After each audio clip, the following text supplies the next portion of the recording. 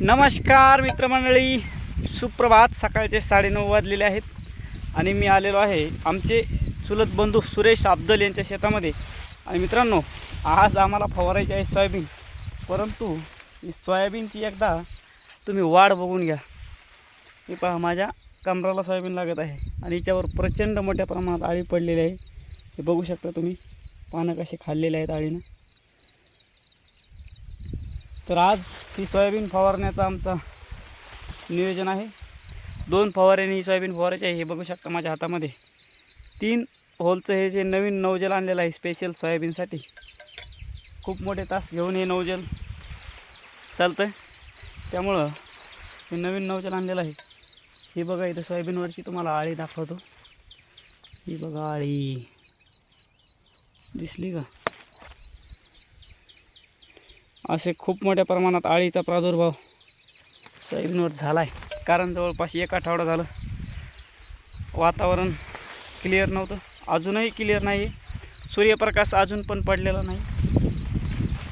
परंतु आता खूप मोठ्या प्रमाणात आळी नुकसान करत आहे.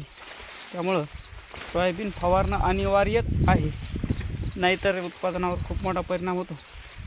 आज सुरेशची फवारायची, उद्या आमची फवारायची, असं पार्टनरशिपमध्ये आमचा करण्याचा निर्णय आहे. परंतु मित्रांनो, सोयाबीन खूपच वाढलेली असल्याकारणाने हे बघा, तुम्ही बघू शकताय सोयाबीनची हाईट माझ्या कमराला लागत आहे. त्यामुळे थोडी भीती पण वाटतच आहे या सोयाबीनला फवारायला, कारण जमीन दिसतच नाही बिलकुलच. ही पहा ही सोयाबीनची वाढ, सध्या फुलं पण लागण्याच्या अवस्थेमध्ये आहे. तर मित्रांनो, असं आमचं नियोजन आहे. ही पहा, पुन्हा एक आळी दाखवतो मी तुम्हाला सोयाबीनवरची.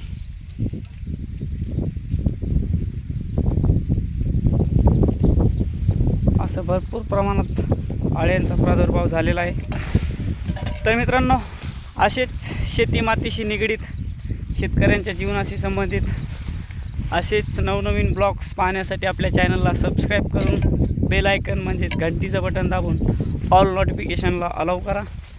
आणि आजचा हा सोयाबीन फवारणीचा ब्लॉग जर तुम्हाला आवडला असेल तर मित्रांनो लाईक करा, आपली प्रतिक्रिया आवर्जून द्या.